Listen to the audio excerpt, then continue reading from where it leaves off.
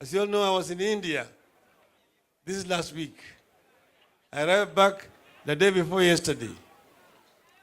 And during my discussions with the Prime Minister of India, His Excellency Narendra Modi, one of the issues that were raised with him was the issue of cancer.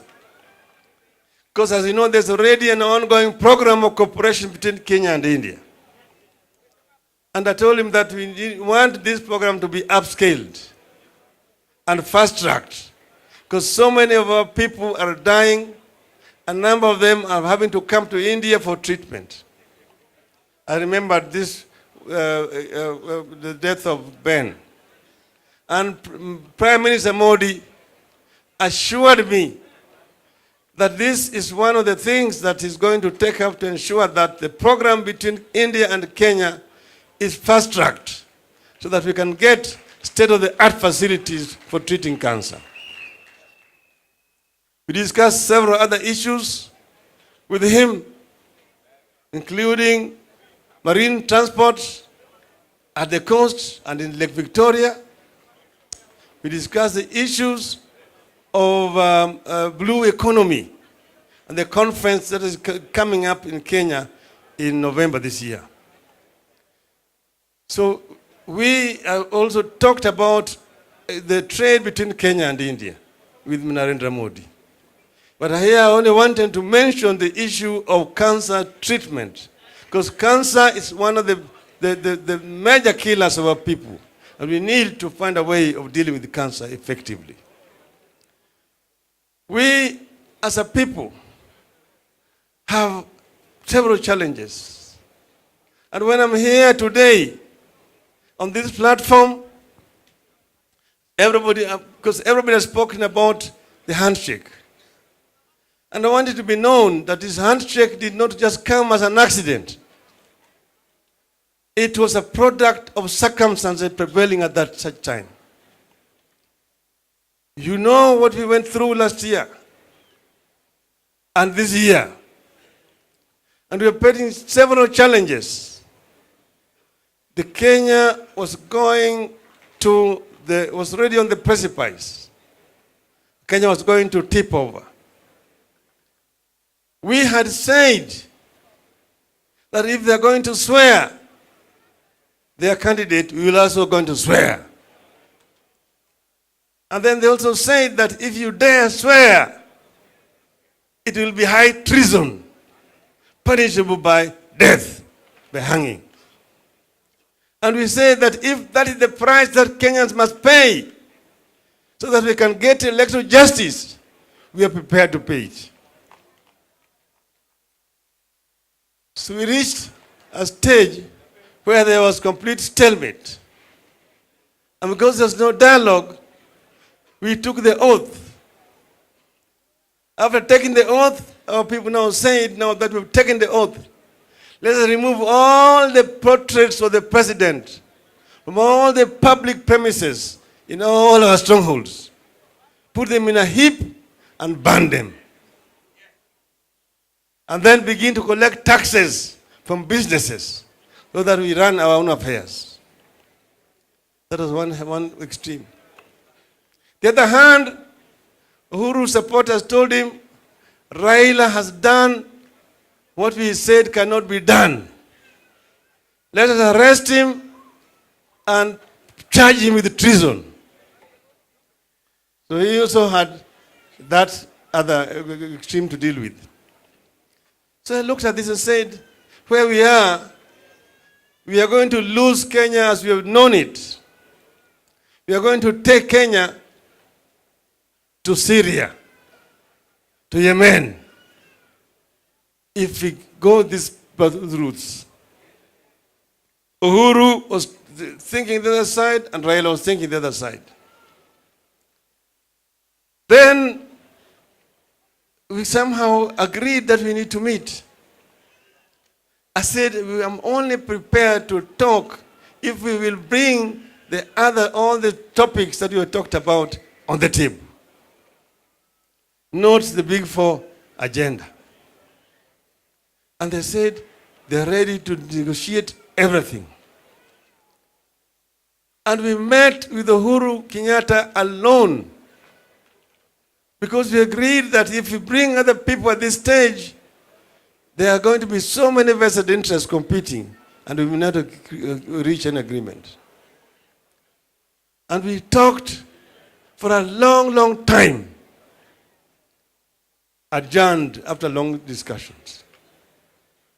We met again several days later, again a very long time.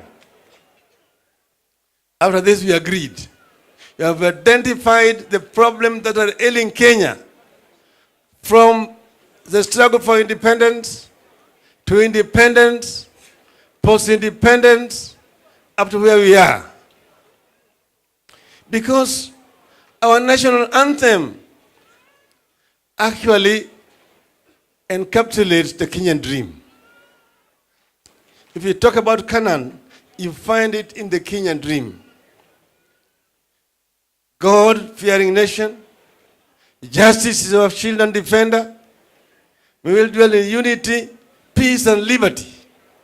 Plenty be found within our borders. Plenty be found within our borders. That is the Canaan.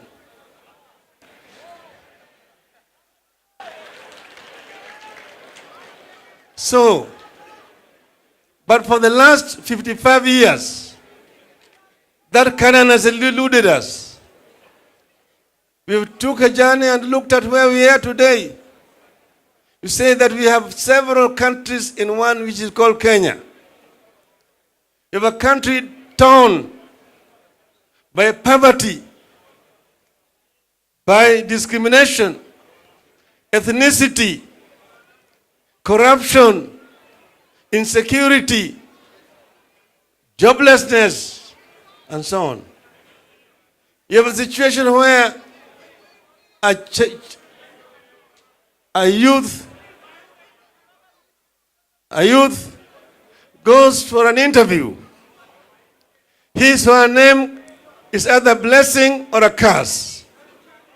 The moment he or she mentions their names, it's already decided whether they are going to be employed or they're not going to be employed. This is not the kind of Kenya that the forefathers wanted. And we agreed with Uhuru Kenyatta. It started with those Jaramogi and Kenyatta. And we agreed it will end with Uhuru and Raila. We will work out to ensure that at the end of this term, we have a united Kenya. Kenya people become one people. We will deal with this animal called corruption head on. We will deal with ethnicity head on. We will deal with the divisive elections head on. We will deal with the insecurity head on. We will deal with issues of poverty head on. If we deal with all those issues, we identified 9 points which we have put in the MOU. If we deal with them, then we will have opened the door to get to the Kenyan people to Canaan.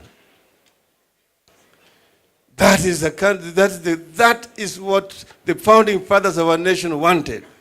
That the Kenya, where justice is a shield and defender, where people live in unity, peace and liberty, and plenty is found within those borders. That is the meaning. And when we have already agreed, we said we will go and announce it, you and me, to the people of Kenya. And then other discussions can take place thereafter. That is the meaning of the handshake. So Uhuru stood that side and I stood this side. And he said, and we shook hands. People said, how can this happen? This is betrayal. I'm telling them, Nelson Mandela was detained by the Boers for 27 years. When he came out with detention, he told his people, I perceive that the time has come for us to talk the Boers. They said, this old man has become senile. What do we discuss with the Boers? We have killed so many of our people. A Boer's medicine is a bullet. Mandela said, although the apartheid regime was weakened, it still had power to continue for a long time. And many more lives would have been lost. They shook hands with the clerk. And within 4 years, the prisoner who came out of prison was the president, and the president was his vice president. If Mandela could shake hands with the clerk, if Yasser Arafat could shake hands with Rabin, why is it wrong for Raila Odinga to shake hands with Uhuru Kenyatta? And when we shook hands, the pressures came down. But it became infectious. Because within 2 weeks, the leaders of North Korea and South Korea went to what used to be known as 58th parallel, separating the two countries, the most guarded border in the world. And they shook hands and stepped both south and stepped back in the north. Then Trump also followed suit and went to Singapore to meet with the leader of North Korea. So this is something that is unique, but is happening in the world. Mr. Narendra Modi thanked me profusely. He told me that he received so many alarming messages from Indians living in Kenya. Kenya is going to implode. Kenya is imploding. And he told me, thank you so much for saving Kenya and exhibiting this kind of nationalism. So this is meant to open opportunities for our people as we deal with all those issues that must be sorted out. And that's the reason why we have set up a task force consisting of 14 people to deal with all these issues. That task force is already working. It has been meeting secretly. By working, they have made a lot of progress. Shortly, they are going to convene a conference on corruption. This is the first item they're going to deal with. They are going to convene a conference to deal with the issue of corruption in our country. How do we deal with it? But you can see that already several institutions dealing with corruption have been energized and are working. We need to give these institutions power to continue to fight corruption. And here, now that I have got a number of members of parliament here, parliament must stand on the right side of history in the battle against corruption. If parliamentarians are also compromised to sanitize what is already known to everybody as dirty corruption, then parliament will find itself on the other wrong side of history.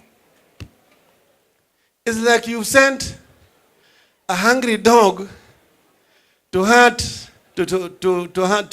chase a man who is carrying meat.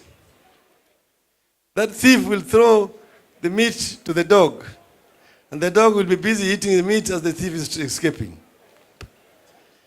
Members of parliament must lead by example. That's why they're being paid a lot of salaries, to be protectors of the people. But now if parliament is itself going to be unaccomplished in this, then Kenyan people must think twice. Again, members of parliament should also respect our institutions. We've set up certain constitutional commissions, like salary review commission. Why does parliament think that they are above the constitution? That the salary cannot be set by a salary review commission? Parliament is showing a very bad example to the people, the youth of this country. And they must lead by example. I want to plead through the leaders who are here to talk to their colleagues out there Kenyans are watching. You want to see what's happening. When the investigative institutions are already at work, like the issue of sugar, the institutions are already at work. Then we hear a parliamentary committee has called those people, those same sugar lords, that are going to be investigated. And then they come up to sanitize this. Leave those commissions to arrest these people and prosecute them. Parliament does not have investigative capacity. The institutions which have been trained, which have got facilities, equipment to carry out investigations, by calling somebody before Parliament committee, shouting at them, so that you can be seen on television. You are not doing anything useful to the country. That so-and-so has been called for grilling.